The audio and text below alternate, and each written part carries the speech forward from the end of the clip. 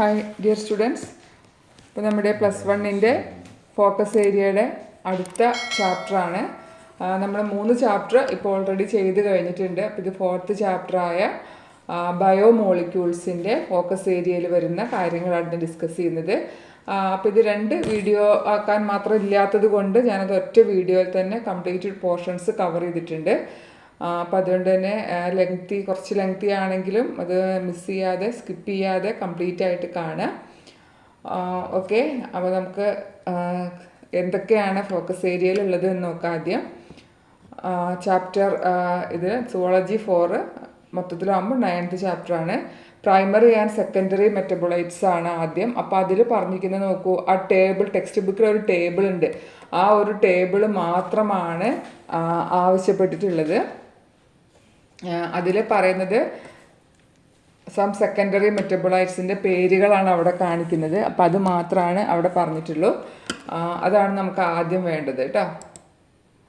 Okay, അപ്പോൾ ഞാനിത് നോക്കിയിട്ട് ടോപ്പിലേക്ക് ഇതാണ് നമുക്ക് സ്റ്റാർട്ടിങ്ങിൽ വരുന്ന ഇതാണ് ആ ടേബിൾ സം സെക്കൻഡറി മെറ്റബോളൈറ്റ്സ് എന്ന് പറയുന്നത്. അപ്പോൾ നമ്മൾ ഈ മെറ്റബോളൈറ്റ്സിനെ കുറിച്ചിട്ടൊക്കെ അതിൻ്റെ ഇൻട്രൊഡക്ടറി പാർട്ടിൽ ഉണ്ടെങ്കിലും നമുക്കത് ഫോക്കസ് ഏരിയയിലേക്ക് വരുന്നില്ല. അപ്പോൾ എന്നാലും ജസ്റ്റ് ഞാനൊന്ന് പറയാം. നമ്മൾ ലിവിങ് ഓർഗാനിസങ്ങളിൽ കാണുന്ന കെമിക്കൽ കോമ്പൗണ്ട്സിലേക്ക് നമുക്ക് പറയാം കാർബൺ കണ്ടെയ്നിങ് കോമ്പൗണ്ട്സ് ആണ് മെയിൻലി ബയോമോളിക്യൂൾസിൽ വരുന്നത്. അപ്പോൾ അതിൽ പ്രൈമറി മെറ്റബോളൈറ്റ്സ് എന്ന് പറയുന്ന ഒരു കൺസെപ്റ്റിലേക്ക് പോകുമ്പോൾ ഒരു ഓർഗാനിസത്തിൻ്റെ ഗ്രോത്തിൽ അതിൻ്റെ റീപ്രൊഡക്ഷനിൽ ഒക്കെ ഡയറക്റ്റ് റോള് വരുന്ന ഈ ബയോമോളിക്യൂൾസ് ആണ് ഇതിൽ വരുന്നത്. ഈ പ്രൈമറി മെറ്റബോളൈറ്റ്സിൽ ഉദാഹരണം അമിനോ ആസിഡ്സ്, പ്രോട്ടീൻസ് ഒക്കെ ഉദാഹരണമാണ്. വേറെ സെക്കൻഡറി മെറ്റബോളൈറ്റ്സ് എന്ന് പറയുമ്പോൾ അവരിൽ ഇത് പ്രൊഡ്യൂസ് ചെയ്യുന്ന ഓർഗാനിസങ്ങളിൽ എന്താണ് അവരുടെ ഫങ്ഷൻ എന്നുള്ളത് കൃത്യമായിട്ട് നമുക്ക് ഇപ്പോഴും അറിയില്ല. പക്ഷേ most of them are useful to human. അവർക്ക് അത് പ്രൊഡ്യൂസ് ചെയ്യുന്ന ജീവിക്ക് അതിൻ്റെ ഗുണങ്ങൾ എന്താണെന്നുള്ളത് അത്രത്തോളം നമുക്കിനിയും റിസർച്ച് നടക്കാനുള്ളൊരു ഏരിയയാണ്. അതേ സമയത്ത് അതിലെ പലതും മനുഷ്യന് വളരെ യൂസ്ഫുൾ ആയിട്ടുള്ളതാണ്. അതാണ് സെക്കൻഡറി മെറ്റബോളൈറ്റ്സ്. അപ്പോൾ അതിൻ്റെ പേര് കാണിക്കുന്ന ഒരു ചാർട്ടാണുള്ളത്. ഇതാണ് നമ്മുടെ ഫോക്കസ് ഏരിയയിലെ ഫസ്റ്റ് പാർട്ട്. അപ്പോൾ alkaloids, pigments, alkaloids, terpenoids, essential oils, toxins, lectins, drugs, polymeric substances, ഇത്രയാണ് ആ കോളത്തിൽ വരുന്നത്. ഇനി പിഗ്മെൻറ്റ്സിൽ വരുന്നത് കരോട്ടിനോയിഡ്സ്, ആൻതോസയാനിൻ. ഇത് പിഗ്മെൻറ്റ്സ് ഒരു പക്ഷേ ബോട്ടണിയിൽ കേട്ടിട്ടുണ്ടാകാം. പല കളറുകൾ നൽകുന്നത് അവയാണ് പിഗ്മെൻറ്റ്സിൽ വരുന്നത്. അപ്പോൾ കരോട്ടിനോയിഡ്സ് അതൊക്കെ തന്നെ എക്സാമ്പിൾസ് ആണ്. ദെൻ ആൽക്കലോയിഡ്സിൽ വരുന്നതാണ് മോർഫിൻ ഒക്കെ. മോർഫിൻ മെഡിസിനൽ പർപ്പസിലുള്ള കാര്യമാണ് മോർഫിൻ. അതൊക്കെ പ്ലാന്റ്സിൽ നിന്ന് കിട്ടുന്നതാണ്. ദെൻ ടെർപ്പനോയിഡ്സ് അതിൽ വരുന്നതാണ് മോണോടെർപ്പീൻസ് ഒക്കെ. Then essential oils, lemongrass oil, പുൽത്തൈലം എന്നൊക്കെ പറയുന്നില്ലേ. ടോക്സിൻസ് വരുന്നുണ്ട്, പിന്നെ പല മരുന്നുകൾ വരുന്നുണ്ട്, പിന്നെ പോളിമറിക് സബ്സ്റ്റൻസ്, റബ്ബർ പോലെ. ഇപ്പോൾ നമുക്കറിയാം റബ്ബറൊക്കെ ഉണ്ടാക്കുന്നത് ഒരു പ്ലാന്റിൻ്റെ ലാറ്റക്സിൽ നിന്നാണ്, അതിൽ നിന്ന് വരുന്ന റബ്ബർ പാലിൽ നിന്നാണ് നമ്മൾ റബ്ബർ ഷീറ്റാക്കി മാറ്റുന്നതൊക്കെ. അപ്പോൾ അത്തരത്തിലുള്ള പ്ലാന്റ്സ് അല്ലെങ്കിൽ മറ്റു ഓർഗാനിസങ്ങൾ പ്രൊഡ്യൂസ് ചെയ്യുന്നു. ആ പ്രൊഡ്യൂസ് ചെയ്യുന്ന അവർക്ക് അതുകൊണ്ടുള്ള പർപ്പസ് എന്താണെന്നുള്ളത് it's exactly not known. But most of them are useful to human. Mainly എന്താണ് നമുക്ക് എക്കണോമിക്കലി അത് ബെനിഫിഷ്യൽ ആയിട്ടുള്ള കാര്യങ്ങളാണെന്നുള്ളതാണ് അതിൻ്റെ പ്രത്യേകത. അപ്പോൾ അതാണ് സെക്കൻഡറി മെറ്റബോളൈറ്റ്സ്. പിന്നെ അടുത്തത് നമ്മുടെ ഫോക്കസിൽ വരുന്ന ഒരു ഭാഗം എന്ന് പറയുന്നത് ഇതാണ് പ്രോട്ടീൻസിൻ്റെ table 9.5 proteins and their functions. അപ്പോൾ ഇവിടെ ഒരു പ്രോട്ടീൻസിൻ്റെ ഒരു ടേബിൾ ഉണ്ട്. അതാണ് അവിടെ അടുത്ത് പറയുന്ന ഒരു ഭാഗം. ഇതാണ് പ്രോട്ടീൻസിൻ്റെ പേര്: collagen, trypsin, insulin, antibody, receptor, GLUT4, ഈ 4 അപ്പോൾ ഇതിൻ്റെ ഫങ്ഷൻസുമാണ് അവർ പറഞ്ഞിട്ടുള്ളത്. അപ്പോൾ കൊളാജനും ഇലാസ്റ്റിനും ഫൈബേഴ്സ് ഞാൻ ആ സ്ട്രക്ചറൽ ഓർഗനൈസേഷൻ എടുത്തപ്പോൾ അവിടെ പറഞ്ഞിരുന്നു. അപ്പോൾ അത് പ്രോട്ടീൻസ് ആണെന്ന്. അപ്പോൾ ഇവരുടെ ഫങ്ഷൻ എന്താണ്? ഇൻ്റർ സെല്ലുലാർ ഗ്രൗണ്ട് സബ്സ്റ്റൻസ് ആയിട്ട് ആക്ട് ചെയ്യുന്നു. ഗ്രൗണ്ട് സബ്സ്റ്റൻസുകൾ അതിന് മുകളിലാണ് മറ്റുള്ള കാര്യങ്ങൾ കാണാൻ ഗ്രൗണ്ട് സബ്സ്റ്റൻസ് പറഞ്ഞാൽ. അപ്പോൾ അതാണ് കൊളാജൻ, ഇലാസ്റ്റിൻ, അതിൻ്റെയൊക്കെ ഫങ്ഷൻ. ദെൻ ട്രിപ്സിൻ എന്ന് പറഞ്ഞാൽ എൻസൈമാണ്. നമ്മൾ നെക്സ്റ്റ് ചാപ്റ്ററിൽ അതിനെക്കുറിച്ച് കൂടുതൽ പഠിക്കും. ഇൻസുലിൻ എന്ന് പറഞ്ഞാൽ ഹോർമോൺ ആണെന്ന് നിങ്ങൾക്ക് അറിയാം. ദെൻ ആൻറ്റിബോഡീസ് എന്താണ്? നമ്മുടെ ശരീരത്തിലേക്ക് വരുന്ന അസുഖങ്ങൾ ഉണ്ടാക്കുന്ന രോഗാണുക്കളോ മറ്റെന്ത് വസ്തുക്കളോ ആണെങ്കിൽ അതിനെതിരെ ഫൈറ്റ് ചെയ്യുന്ന ആൾക്കാരാണെങ്കിൽ ആൻറ്റിബോഡീസ്. അപ്പോൾ ഫൈറ്റ് ഇൻഫെക്ഷ്യസ് ഏജൻസ്, ആൻറ്റിജൻസിനെതിരെ ഫൈറ്റ് ചെയ്യുന്നവരാണ് antibodies. Then receptors, sensory receptors, smell, taste, hormone. ഇപ്പോൾ ഹോർമോൺ ആണെങ്കിൽ ഓരോ ഹോർമോണും ആ സ്പെസിഫിക് ഓർഗൻസിലുള്ള റിസപ്റ്റർ അവരെ സ്വീകരിക്കുന്ന ആളുകളായിട്ടാണ് പോയി അറ്റാച്ച് ചെയ്യുക. അപ്പോൾ അതുപോലെ നമുക്ക് റിസപ്റ്റേഴ്സ്, സെൻസറി റിസപ്റ്റേഴ്സ് ഉണ്ട് അല്ലേ, സ്മെല്ല്, ടേസ്റ്റ്, അതിനൊക്കെ റിസീവ് ചെയ്യാനുള്ള റിസപ്റ്റേഴ്സ്. ദർ GLUT4 എന്ന് പറയുന്നത് enables glucose transport into cell, ഗ്ലൂക്കോസിൻ്റെ സെല്ലുകളിലേക്ക് ഗ്ലൂക്കോസിൻ്റെ ട്രാൻസ്പോർട്ടിനെ എനേബിൾ ചെയ്യുന്നത്. അപ്പോൾ ഈ ഒരു പ്രോട്ടീൻ്റെ പേരുകളും ഫങ്ഷനും കാണിക്കുന്ന ഒരു ഈ ടേബിൾ പ്രത്യേക ഫോക്കസ് ഏരിയയിൽ പറഞ്ഞിട്ടുണ്ട്. അപ്പോൾ അതുകൊണ്ട് തന്നെ ഈ രണ്ട് കാര്യങ്ങളും നന്നായിട്ട് ശ്രദ്ധിക്കുക. ക്വസ്റ്റ്യൻ എന്തായാലും നമുക്ക് അവിടുന്ന് പ്രതീക്ഷിക്കാം. നെക്സ്റ്റ് ഫോക്കസ് ഏരിയയിൽ വരുന്നത് സ്ട്രക്ചർ ഓഫ് പ്രോട്ടീൻസ് ആണ്. പ്രോട്ടീൻസിൻ്റെ primary, secondary, tertiary and quaternary structures ആണ്. പ്രോട്ടീൻസ് പറഞ്ഞാൽ എന്താണ്? അമിനോ ആസിഡുകൾ കൂടിച്ചേർന്ന് ഉണ്ടാകുന്നതാണ് പ്രോട്ടീൻസ്. നമ്മളതിനെ പോളിപെപ്റ്റൈഡ് എന്നൊക്കെ പറയും. പോളിപെപ്റ്റൈഡ് ചെയിനുകളാണ് പ്രോട്ടീൻസ്. അപ്പോൾ ഈ പ്രോട്ടീൻസിൻ്റെ സ്ട്രക്ചർ നോക്കുമ്പോൾ 4 തരം സ്ട്രക്ചറുകളാണ് കാണുക: primary, secondary, tertiary and quaternary. ഒരു കാര്യം കൂടി മനസ്സിലാക്കുക, എല്ലാ പ്രോട്ടീൻസിനും എല്ലാ സ്ട്രക്ചറുകളും ഉണ്ടായിരിക്കില്ല. ആ പ്രോട്ടീൻസ് ഫങ്ഷൻ ചെയ്യുന്ന അവരുടെ ഫങ്ഷണൽ കോംപ്ലക്സിറ്റി അനുസരിച്ചിട്ടാണ് അവർ ഈ എല്ലാ സ്ട്രക്ചറുകളും കാണിക്കുക. അതായത് ഹയർ ഫങ്ഷൻസ് ഒക്കെ, കോംപ്ലക്സ് ഫങ്ഷൻസ് പെർഫോം ചെയ്യുന്ന പ്രോട്ടീൻസ് ഒക്കെയാണ് ടെർഷ്യറി, ക്വാട്ടർണറി കാണിക്കുക.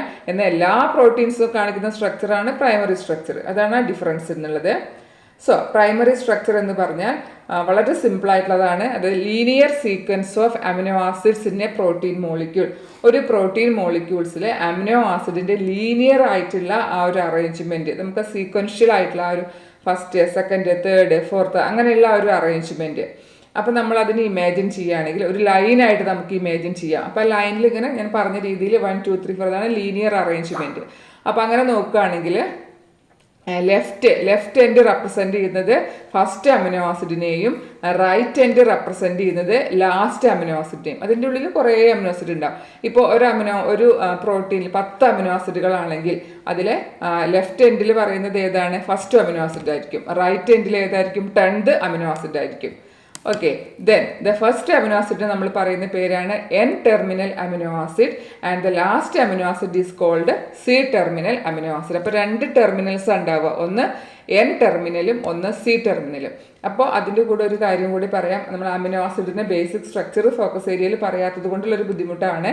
അതായത് അമിനോ ആസിഡ് എന്ന് പറയുമ്പോൾ അതിൽ ഒരു അമിനോ ഗ്രൂപ്പും ഉണ്ടായിരിക്കും, ഒരു കാർബോക്സിൽ ഗ്രൂപ്പും ഉണ്ടായിരിക്കും അല്ലേ.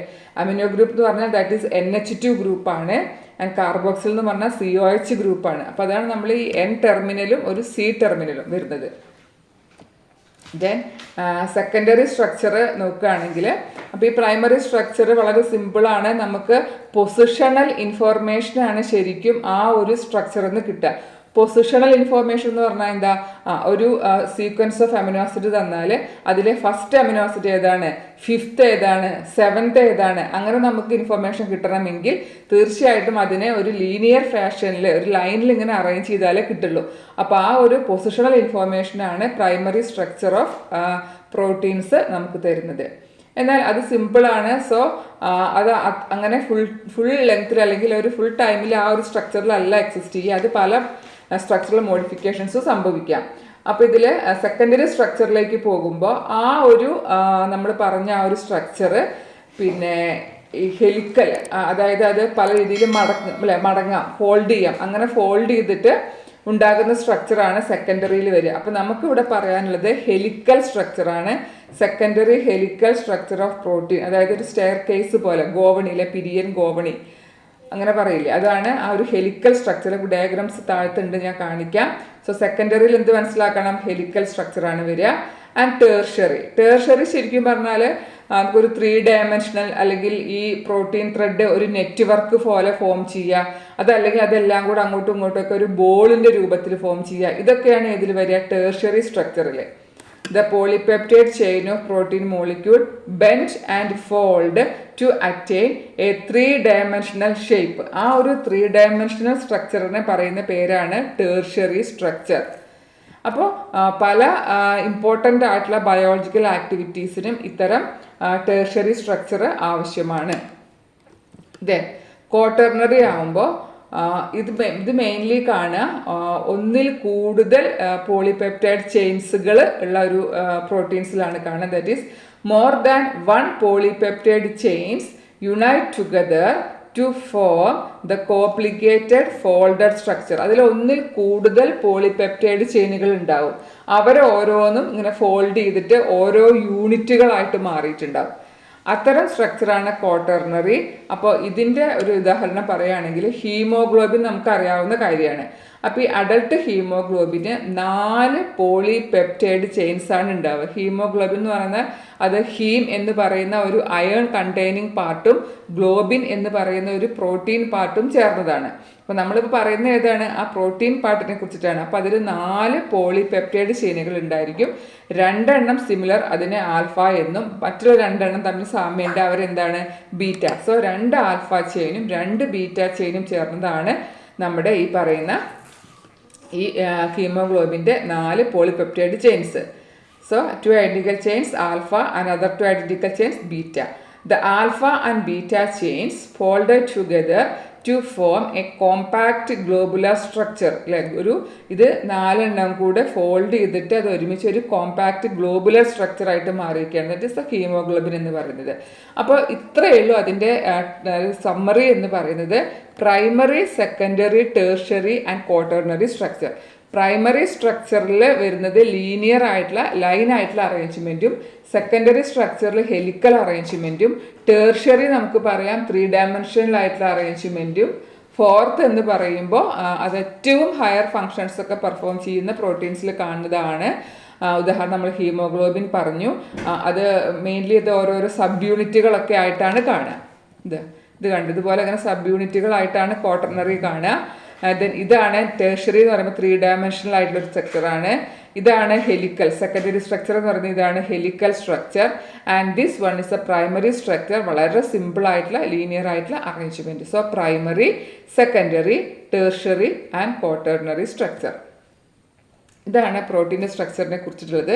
ഇനി നമുക്ക് എക്സാമിന് എപ്പോഴും ചോദിക്കുന്ന ടെക്സ്റ്റ് ബുക്കിലെ ഒരു ഡയഗ്രാമാണ് കാണിക്കുന്നത്. ഒരു കാർട്ടൂൺ എന്ന രീതിയിലാണ് ഇത് ചെയ്തിട്ടുള്ളത്. അപ്പോൾ ഈ സ്ട്രക്ചർ എന്തിനാണ് കാണിക്കുക? ഒരു ഹെലിക്സ് ആണല്ലോ. അപ്പോൾ അത് ഏതായിരിക്കും? സെക്കൻഡറി സ്ട്രക്ചറാണ്. ആൻഡ് ദിസ് വൺ ഞാൻ അന്ന് പറഞ്ഞു ഒരു നെറ്റ്വർക്ക് പോലെ 3-dimensional വ്യൂ എന്നൊക്കെ. അപ്പോൾ ഇത് ഏതാണ്? ഇത് ടേർഷ്യറി സ്ട്രക്ചറാണ്. So this one is secondary structure and this one is a tertiary structure. അപ്പോൾ ഈ ഡയഗ്രാം എക്സാമിന് തന്നിട്ട് ഈ സ്ട്രക്ചറുകളെ ഐഡൻറ്റിഫൈ ചെയ്യാൻ പറയാറുണ്ട്. അപ്പോൾ ഇതെന്ത് എഴുതണം? എ എന്ന് ഇത് തന്നിട്ടുണ്ടെങ്കിൽ ഇതെന്താണ്? A secondary structure of protein and B is tertiary structure of proteins. Important ആണ്, എക്സാമിന് എപ്പോഴും ചോദിക്കാറുണ്ട്. Next is nature of bond linking monomer in a polymer. അതായത് ഇപ്പോൾ മോണോമർ എന്ന് പറഞ്ഞാൽ എന്താണ്? സിമ്പിൾ യൂണിറ്റ്സ് ആണ്. ആ സിമ്പിൾ യൂണിറ്റ്സുകൾ കൂടിച്ചേർന്നിട്ടാണ് പോളിമേഴ്സ് ഉണ്ടാകുന്നത്. അപ്പോൾ ഈ മോണോമിയേഴ്സിനെ കൂട്ടിച്ചേർക്കുന്നത് തീർച്ചയായിട്ടും എന്തായിരിക്കും? ബോണ്ടുകളായിരിക്കും. അപ്പോൾ ആ 3 തരം ബോണ്ടുകളെ കുറിച്ചിട്ടാണ് അടുത്ത നമ്മുടെ ഫോക്കസ് ഏരിയയിലുള്ള ഭാഗം. നമുക്ക് നോക്കാം എന്താണ് ഇതിൽ പറയുന്നത് എന്നുള്ളത്. Nature of bond linking monomers in a polymer, peptide glycosidic phosphodiester bond and the structure of DNA. അപ്പോൾ ടെക്സ്റ്റ് ബുക്കിൽ നമ്മുടെ ആ ഒരു സബ് ഹെഡിങ്ങിൽ ഇത്രയും കാര്യങ്ങളാണ് ഫോക്കസ് ഏരിയയിൽ വരുന്നത്. അപ്പോൾ നമുക്ക് 3 തരം ബോണ്ട്സ് ആണ്. ഒന്നാമത്തെ പെപ്റ്റൈഡ് ബോണ്ട്. പെപ്റ്റൈഡ് ബോണ്ട് എന്ന് പറയുമ്പോൾ ഒരു പ്രോട്ടീനിലെ അമിനോ ആസിഡുകളെ തമ്മിൽ ബന്ധിപ്പിക്കുന്ന ബോണ്ടാണ് പെപ്റ്റൈഡ് ബോണ്ട്.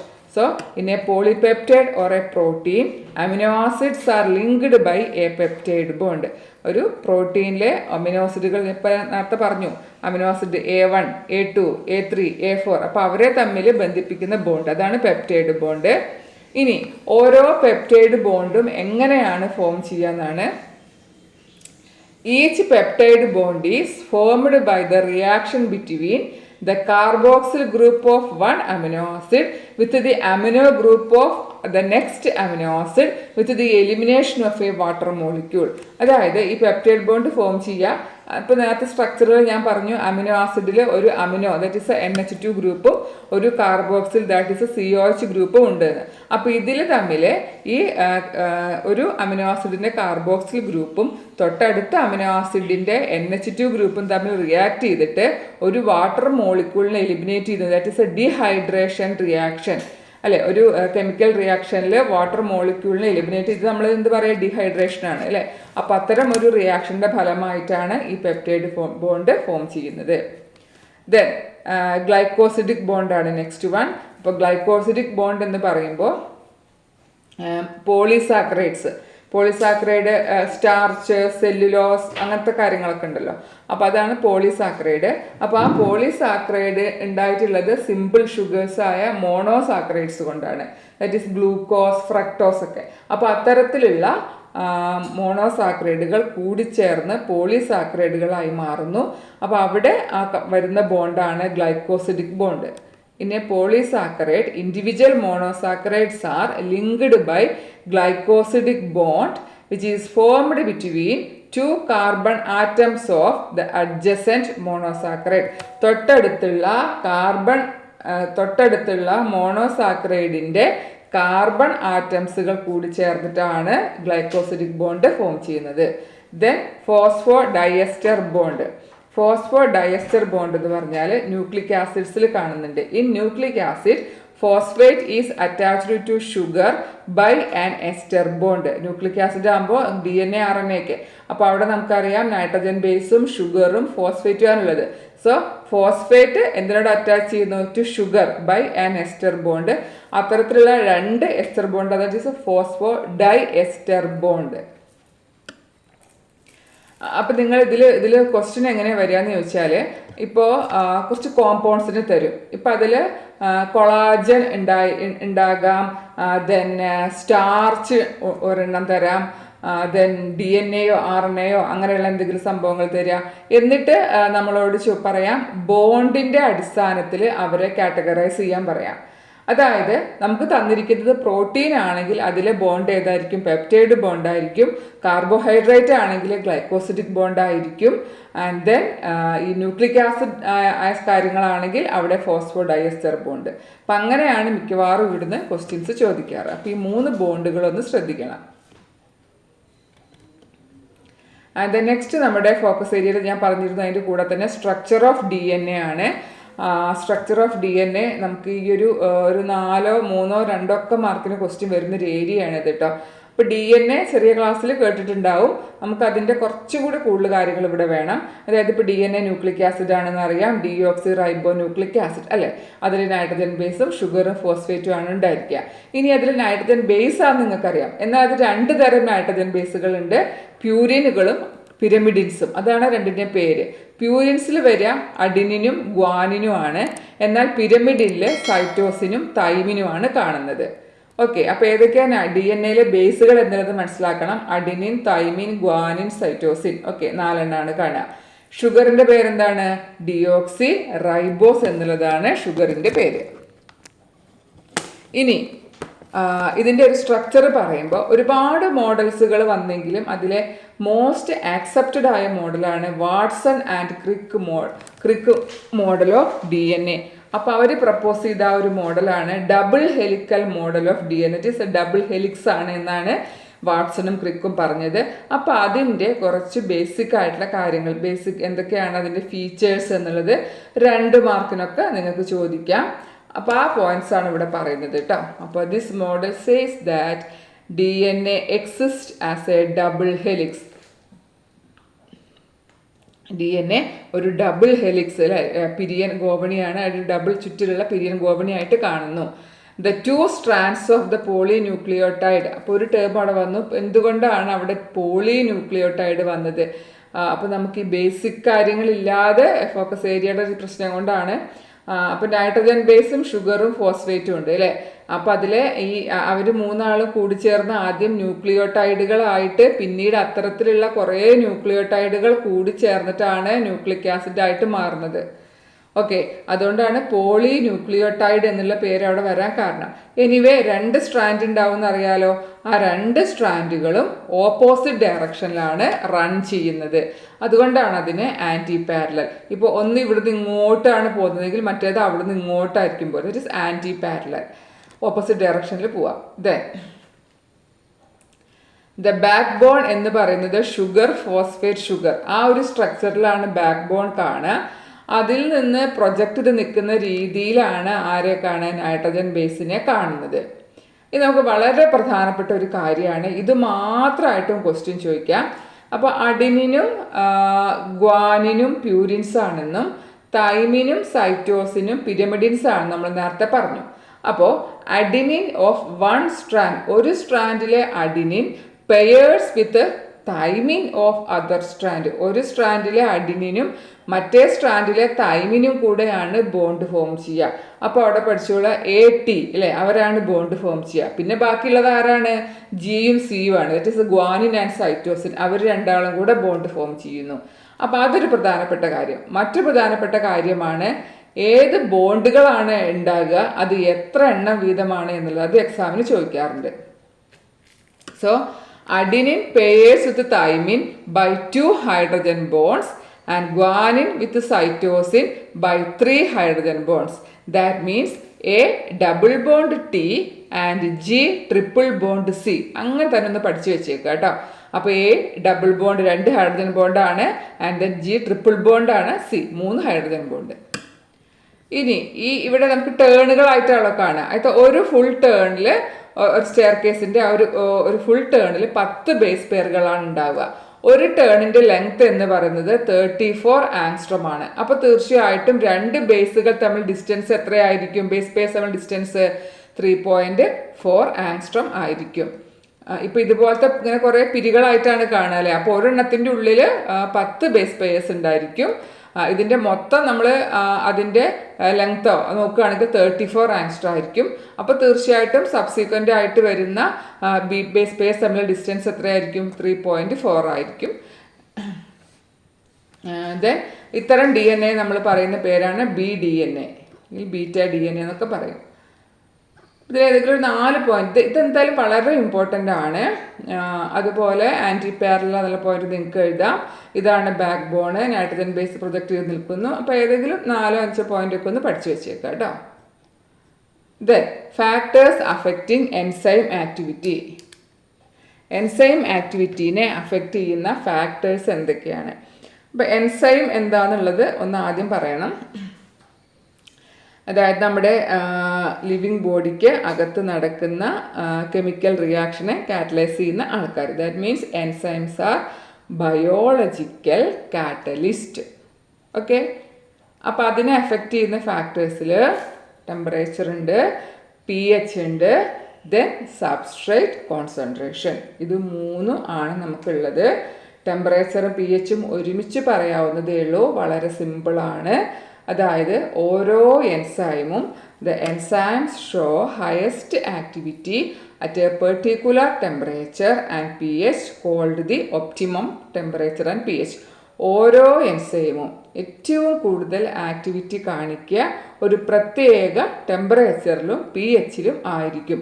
അതിനെ നമ്മൾ പറയുന്ന പേരാണ് ഒപ്റ്റിമം ടെമ്പറേച്ചർ അല്ലെങ്കിൽ ഒപ്റ്റിമം pH. അതിൻ്റെ ടെമ്പറേച്ചറിനെ കുറിച്ച് പറയുമ്പോൾ ഒപ്റ്റിമം ടെമ്പറേച്ചർ എന്നും pH ആണെങ്കിൽ ഒപ്റ്റിമം pH എന്നും. അപ്പോൾ ഈ എൻസൈമിൻ്റെ നാച്ചർ നോക്കുകയാണെങ്കിൽ മിക്കവാറും എൻസൈമുകളുടെ നാച്ചർ അവരെന്താണ്, പ്രോട്ടീൻസ് ആണെന്ന് അറിയാം. അപ്പോൾ ഈ പ്രോട്ടീൻസിൻ്റെ ഒരു പ്രത്യേകത എന്താണെന്ന് വെച്ചാൽ വളരെ താഴ്ന്ന ടെമ്പറേച്ചറിൽ ഇവർ ഇനാക്റ്റീവായിട്ട് കിടക്കും. വളരെ ടെമ്പറേച്ചറായിട്ട് കൂട്ടിക്കഴിഞ്ഞാൽ അവർ ഡീആക്ടിവേറ്റഡ് ആവും, അതിൻ്റെ പ്രോപ്പർട്ടി നഷ്ടപ്പെടും. അപ്പോൾ അതുകൊണ്ട് തന്നെ നോക്കൂ, activity declines both below and above the optimum value. Temperature low temperature ആണെങ്കിൽ എൻസൈം എന്താവും, ടെമ്പററി ഇനാക്റ്റീവ് സ്റ്റേറ്റിൽ കിടക്കും, അവർ ആക്റ്റീവ് അല്ല. ഹൈ ടെമ്പറേച്ചർ ആകുമ്പോഴോ അത് destroy the enzymatic activity. Denaturation വഴി പ്രോട്ടീൻസ് ഡിനാച്ചുവേർഡ് ആയിപ്പോവും. അപ്പോൾ അതുകൊണ്ട് അതിൻ്റെ എൻസൈമാറ്റിക് ആക്ടിവിറ്റി നഷ്ടപ്പെടും. അപ്പോൾ അതുകൊണ്ടാണ് ഹൈയും അല്ല ലോവും അല്ല, വേറൊരു പ്രത്യേക ടെമ്പറേച്ചറിലാണ് എൻസൈമുകൾ മാക്സിമം ആക്ടിവിറ്റി കാണിക്കുക, അതിനെ പറയുന്ന പേരാണ് ഒപ്റ്റിമം ടെമ്പറേച്ചർ. pH ആണെങ്കിൽ ഒപ്റ്റിമം pH. ഓക്കെ, അപ്പോൾ അതിനെ കാണിക്കുന്ന ഒരു ഗ്രാഫ് നമുക്ക് നോക്കാം. ഗ്രാഫ് എങ്ങനെയാണെന്നുള്ളത് ഇതാ കണ്ടോ, ഇവിടെ എൻസൈം ആക്ടിവിറ്റി, ഇവിടെ pH, ഇവിടെ എൻസൈം ആക്ടിവിറ്റി, ഇവിടെ ടെമ്പറേച്ചർ. അപ്പോൾ ആദ്യമൊക്കെ കൂട്ടുമ്പോൾ നമ്മളെന്തൊക്കെ അങ്ങനെ അല്ലേ, ഇങ്ങനെ കൂടി വന്നിട്ട് ഒരു മാക്സിമത്തിലെത്തി. അത് കഴിഞ്ഞ് വീണ്ടും നമ്മൾ ടെമ്പറേച്ചർ കൂട്ടിക്കഴിഞ്ഞാൽ എൻസൈം ആക്ഷൻ കുറയുന്നു. സിമിലർലി ആദ്യമൊക്കെ അങ്ങനെ pH-നനുസരിച്ചിട്ട് ഇങ്ങനെ കൂടി വന്നു, ഒരു pH-ൽ മാക്സിമം കിട്ടി, പിന്നെ എന്ത് ചെയ്ത് കുറയാൻ തുടങ്ങി. സോ ഈ ഒരു മാക്സിമം ആക്ടിവിറ്റി കിട്ടുന്ന പോയിൻ്റാണ് ഒപ്റ്റിമം ടെമ്പറേച്ചർ. ഈ ഒരു ഇത് കിട്ടുന്ന പോയിൻ്റാണ് ഒപ്റ്റിമം pH. ഓക്കെ,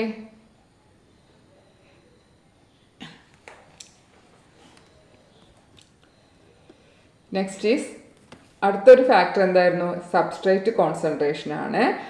അപ്പോൾ ഇവിടെ അതെ, with the increase in substrate concentration the velocity of the enzymatic reaction races at first. ആദ്യമൊക്കെ നമ്മൾ സബ്സ്ട്രേറ്റ് കോൺസെൻട്രേഷൻ കൂട്ടുമ്പോൾ റിയാക്ഷൻ റേറ്റ് കൂടുന്നു. പിന്നെയോ അങ്ങനെ reaction ultimately reaches A maximum velocity. അങ്ങനെ ആ റിയാക്ഷൻ റേറ്റ് അവസാനം ഒരു മാക്സിമത്തേക്ക് എത്തുന്നു. That is known as Vmax അല്ലെങ്കിൽ maximum velocity, which is not increased or exceeded by further rise in concentration of the substrate. അപ്പോൾ ആ ഒരു Vmax എത്തിക്കഴിഞ്ഞാൽ പിന്നീട് നമ്മൾ മാക്സിമം എത്ര ടെമ്പറേച്ചർ സബ്സ്ട്രേറ്റിനെ ആഡ് ചെയ്ത് കൊടുത്താലും റിയാക്ഷൻ റേറ്റ് കൂടുന്നില്ല. ഓക്കെ, then അതിൻ്റെ കാരണം എന്താണ്, this is because the enzyme molecules R fewer than substrate molecule. അതായത് നമ്മൾ പിന്നീട് എത്ര സബ്സ്ട്രേറ്റ് ആഡ് ചെയ്താലും അവിടെ അതിനോട് ബൈൻഡ് ചെയ്യാൻ ആരില്ല, എൻസൈം മോളിക്യൂൾ ഇല്ല. അതുകൊണ്ടാണ് റിയാക്ഷൻ റേറ്റ് കൂടാത്തത്. ഇപ്പോൾ സബ്സ്ട്രേറ്റ് കോൺസെൻട്രേഷൻ, അതായത് ഇപ്പോൾ ഒരു റിയാക്ഷൻ നടക്കണമെങ്കിൽ അവിടെ സബ്സ്ട്രേറ്റും വേണം എൻസൈമും വേണം അല്ലേ. എൻസൈമും സബ്സ്ട്രേറ്റും കൂടെ ബൈൻഡ് ചെയ്യുമ്പോഴാണ് ഒരു റിയാക്ഷൻ നടക്കുന്നത്. അപ്പോൾ നമ്മൾ ചെയ്യുന്നത് എന്താണ്, ഇവിടെ എൻസൈം നമ്മൾ ആദ്യം എടുത്ത എൻസൈം തന്നെ ഉള്ളൂ, സബ്സ്ട്രേറ്റ് നമ്മൾ വീണ്ടും ആഡ് ചെയ്തുകൊണ്ടിരിക്കുകയാണ്. സോ അത് എത്രത്തോളം എൻസൈമുകൾ നമുക്ക് സ്റ്റോക്ക് ഉണ്ടോ അത്രത്തോളം സബ്സ്ട്രേറ്റ് ആഡ് ചെയ്യുന്നതോറും റിയാക്ഷൻ കൂടി വരും. പിന്നെ എന്താണ്, ഈ എൻസൈം അതിൻ്റെ ഒരു സാച്ചുറേഷനിൽ എത്തിക്കഴിഞ്ഞാൽ that means there are no free enzyme molecule to bind with the additional substrate molecule. നമ്മൾ അഡീഷണലായിട്ട് ആഡ് ചെയ്യുന്ന സബ്സ്ട്രേറ്റുമായിട്ട് ബൈൻഡ് ചെയ്യാൻ പിന്നെ അവിടെ എൻസൈം ഇല്ലാതെ ആകുമ്പോൾ എന്ത് സംഭവിക്കുക, പിന്നെ നമ്മൾ എത്ര സബ്സ്ട്രേറ്റ് ആഡ് ചെയ്ത് കൊടുത്താലും റിയാക്ഷൻ റേറ്റ് കൂടുന്നില്ല. ഇപ്പോൾ ഒരു എക്സാമ്പിൾ നോക്കുകയാണെങ്കിൽ ഞാനൊരു സപ്പോസ് നിങ്ങൾ ഇമാജിൻ ചെയ്യാം കേട്ടോ, ഞാനൊരു റിയാക്ഷൻ സ്റ്റാർട്ട് ചെയ്യുകയാണ്. റിയാക്ഷൻ സ്റ്റാർട്ട് ചെയ്യുമ്പോൾ ഞാൻ എടുക്കുന്നത് 30 എൻസൈം മോളിക്യൂളും 5 സബ്സ്ട്രേറ്റ് മോളിക്യൂൾസും ആണ്. ദെൻ റിയാക്ഷൻ പ്രൊസീഡ് ചെയ്യുമ്പോൾ ഞാൻ വീണ്ടും ഒരു 5 സബ്സ്ട്രേറ്റ് കൂടി ആഡ് ചെയ്തു. അപ്പോൾ റിയാക്ഷൻ റേറ്റ് എന്തായി, കൂടി. ഇപ്പം എത്രയാണ്, 10 സബ്സ്ട്രേറ്റും 30 എൻസൈംസും ഉണ്ട്. നെക്സ്റ്റ് ഞാൻ ഒരു 10 സബ്സ്ട്രേറ്റ് മോളിക്യൂൾസ് കൂടെ ആഡ് ചെയ്ത് കൊടുത്തു. അപ്പോൾ എന്തായി, 20യും 30യുമാണ്. സോ റിയാക്ഷൻ റേറ്റ് കൂടുന്നു. എഗെയിൻ ഞാനൊരു 10ഉം കൂടെ ആഡ് ചെയ്തു. ഇപ്പോൾ എന്തായി, 30 സബ്സ്ട്രേറ്റും ആയി, 30 എൻസൈമും ആയി.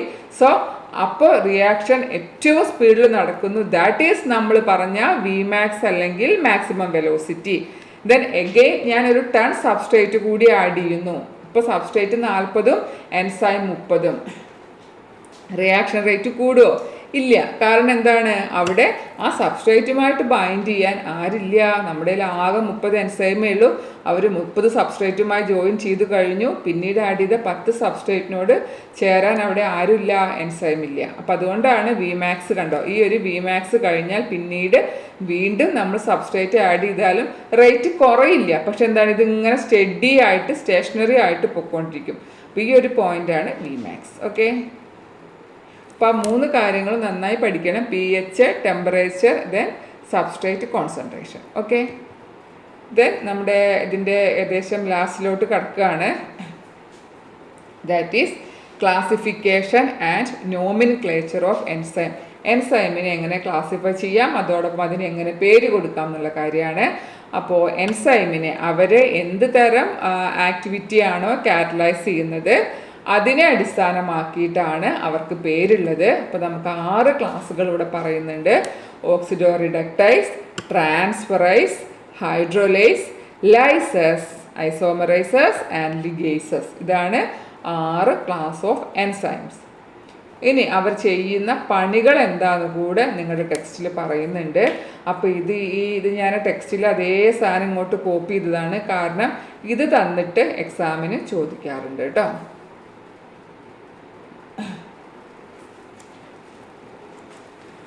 അപ്പോൾ അതിൽ ഒന്നാമത്തെ ഓക്സിഡോ റിഡക്ടൈസസ്, അല്ലെങ്കിൽ അതിനെ ഡീഹൈഡ്രോജനൈസസ് എന്ന് പറയാറുണ്ട്.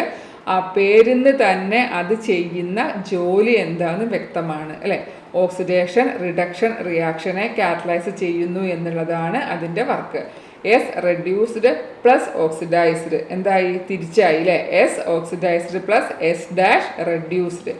ഓക്കെ, ദെൻ ട്രാൻസ്ഫറൈസ് എന്താണ്, ഗ്രൂപ്പുകളെ അങ്ങോട്ടും ഇങ്ങോട്ടും ട്രാൻസ്ഫർ ചെയ്യുക എന്നുള്ളതാണ്. ഇത് നോക്കൂ, ഈ സബ്സ്ട്രേറ്റിന് കൂടെയാണ് ജി എന്ന് പറയുന്ന ഒരു ഫങ്ഷണൽ ഗ്രൂപ്പ് ഉണ്ടായിരുന്നത് അല്ലേ. പ്ലസ് എസ് ഡാഷ്, റിയാക്ഷൻ കഴിഞ്ഞപ്പോൾ എന്തായി, ജി ആരുടെ കൂടെ എത്തി, എസ് ഡാഷിൻ്റെ കൂടെയായി. സോ അവിടെ ഗ്രൂപ്പ് ഇതിൻ്റെ കൂടെ ഉണ്ടായിരുന്ന ഗ്രൂപ്പിനെ ഇങ്ങോട്ടേക്ക് ട്രാൻസ്ഫർ ചെയ്തു. ഹൈഡ്രോലൈസസ് അതായത് ബ്രേക്കിംഗ് ഓഫ് ബോണ്ട് അല്ലേ, അതാണ് ഹൈഡ്രോലൈസസിൽ വരിക. ദെൻ ലൈസസ് എന്ന് പറഞ്ഞാൽ എന്താണ്, റിമൂവൽ ഓഫ് ഗ്രൂപ്പുകളെ റിമൂവ് ചെയ്യുക.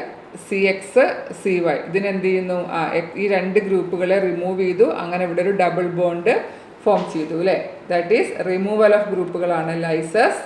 And then isomerases, interconversion. ഇപ്പോൾ നിങ്ങളിപ്പോൾ കെമിസ്ട്രിയിൽ optical isomerism, geometrical isomerism, positional isomerism ഒക്കെ പഠിച്ചിട്ടുണ്ടാവും. അത്തരം റിയാക്ഷനെ കാറ്റലൈസ് ചെയ്യുന്നു. ദെൻ ലിഗേസുകൾ എന്താണ്, കൂട്ടിച്ചേർക്കുന്ന ആളുകളാണ് ലിഗേസസ്, ബയോളജിക്കൽ ഗ്ലൂസ് എന്നൊക്കെ അറിയപ്പെടുന്നത്. ഓക്കെ, അപ്പോൾ ഇതാണ് 6 ക്ലാസ് ഓഫ് എൻസൈംസ്. ഇനി നമുക്കിതിൻ്റെ ലാസ്റ്റ് പാർട്ടാണ് കോഫാക്ടേഴ്സ്. അതാണ് നമ്മുടെ ഫോക്കസ് ഏരിയയിൽ വരുന്ന ലാസ്റ്റ് പാർട്ട്, കോഫാക്ടേഴ്സ്. അപ്പോൾ എൻസൈം എന്താണെന്ന് ഇപ്പോൾ പഠിച്ചു. എൻസൈം എന്ന് പറഞ്ഞാൽ പ്രോട്ടീൻസ് ആണ് ബേസിക്കലി എന്ന് പറഞ്ഞു. എന്നാൽ ആ പ്രോട്ടീൻ പാർട്ടിനെ സപ്പോർട്ട് ചെയ്യാൻ അല്ലെങ്കിൽ എൻസൈമിനെ ആക്റ്റീവ് ആക്കി കൊണ്ട് നടക്കാൻ എൻസൈമിനോട് ചേർന്നിട്ട് ഒരു നോൺ പ്രോട്ടീൻ പാർട്ട് കൂടി കാണുന്നുണ്ട്. അതിനെ പറയുന്ന പേരാണ് കോഫാക്ടേഴ്സ്. സോ അപ്പോൾ നമുക്കൊരു ഒരു എൻസൈം എന്ന് പറഞ്ഞാൽ അതിലൊരു പ്രോട്ടീൻ പാർട്ട് ഉണ്ടാവും. അതിൻ്റെ പേരാണ് ശരിക്കും അപ്പോ എൻസൈം, APO അപ്പോ എൻസൈം. അതിനോട് കൂടെ കാണുന്ന നോൺ പ്രോട്ടീൻ പാർട്ടാണ് കോഫാക്ടർ. അപ്പോൾ ഇത് രണ്ടും കൂടെ കൂടി ചേരുമ്പോഴാണ് നമുക്ക് ആ ഒരു ഫങ്ഷണൽ ആയിട്ടുള്ള പ്രോട്ടീനായിട്ട് എൻസൈമായിട്ട് മാറുന്നത്. ഈ കോഫാക്ടേഴ്സിൻ്റെ ക്ലാസിഫിക്കേഷനും കൂടെ ഒന്ന് ജസ്റ്റ് മനസ്സിലാക്കണം. Prosthetic group, then co enzyme and metal ions. ഈ 3 കാര്യങ്ങളാണുള്ളത്. പ്രോസ്തെറ്റിക്കും കോ എൻസൈമും മെറ്റൽ അയണും. പ്രോസ്തെറ്റിക് എന്ന് പറഞ്ഞാൽ വേറൊന്നുമില്ല, ഈ പ്രോട്ടീൻ പാർട്ടിനോട് എപ്പോഴും ടൈറ്റായിട്ട് കാണുന്ന, എപ്പോഴും കൂടെ കാണുന്ന ആളാണ് പ്രോസ്തെറ്റിക് ഗ്രൂപ്പ്. അതായത് ഇപ്പോൾ prosthetic group haem is a part of the enzyme peroxidase കാറ്റലൈസിൻ്റെ കൂടെ കാണുന്ന ഹീം. ജസ്റ്റ് എക്സാമ്പിൾ ഒന്ന് നോക്കി വെച്ചാൽ മതി. ദെൻ കോ എൻസൈം എന്ന് പറയുമ്പോൾ അപ്പോ എൻസൈമിൻ്റെ കൂടെ എപ്പോഴും കാണുകയൊക്കെ ചെയ്യും, പക്ഷെ എന്താണ്, അത്ര ടൈറ്റ് ആയിട്ടൊരു ബന്ധമല്ല എന്നുള്ളതാണ് കോ എൻസൈം. മിക്കവാറും വൈറ്റമിൻസൊക്കെ കോ എൻസൈമായിട്ട് ആക്ട് ചെയ്യുന്നു. ഉദാഹരണം NAD. ഇത് നിങ്ങൾ ഒരു പക്ഷേ ബോട്ടണി ഫിസിയോളജിയിൽ വരുന്നൊരു പാർട്ടാണ് കേട്ടോ. Then metal ions. Metal ions പറയുമ്പോൾ a number of enzymes require metal ions for their activity. ഇപ്പോൾ ചില റിയാക്ഷൻ നമ്മളിപ്പോൾ കാൽസ്യം അത്യാവശ്യമാണെന്ന് കാണും, ചിലതിന് മാംഗനീസ് വേണമെന്ന് കാണും അല്ലേ. അപ്പോൾ അങ്ങനെയുള്ള മെറ്റൽ അയൺസ് എൻസൈം ആക്ടിവിറ്റിക്ക് അത്യാവശ്യമായിട്ട് വരുന്നു. Zinc is a cofactor for the enzyme carboxypeptidase. അപ്പോൾ ഇതാണ് ഈ ചാപ്റ്ററിൻ്റെ മൊത്തത്തിലുള്ളൊരു ഫോക്കസ് ഏരിയയിൽ വരുന്ന കാര്യങ്ങൾ. അപ്പോൾ ഇതിൽ ഇനിയും നിങ്ങൾ സോർട്ട് ചെയ്ത് കാര്യങ്ങൾ വീണ്ടും പിന്നെ ഒഴിവാക്കാനും നിൽക്കരുത്, കംപ്ലീറ്റ് ആയിട്ട് പഠിക്കാം. അപ്പോൾ നിങ്ങൾക്ക് നെക്സ്റ്റ് ചാപ്റ്ററിൻ്റെ വീഡിയോയുമായിട്ട് എത്രയും പെട്ടെന്ന് വരാം. ബോട്ടണി ക്ലാസ്സിൻ്റെ വീഡിയോസും നിങ്ങൾ ഉപയോഗപ്പെടുത്തുക. നോട്ട്സ് വേണ്ടവർ പേഴ്സണലായിട്ട് കോൺടാക്ട് ചെയ്ത് അയച്ചു തരുന്നതായിരിക്കും. അപ്പോൾ മറ്റൊരു ക്ലാസ്സുമായിട്ട് വരുന്നത് വരെ ബൈ.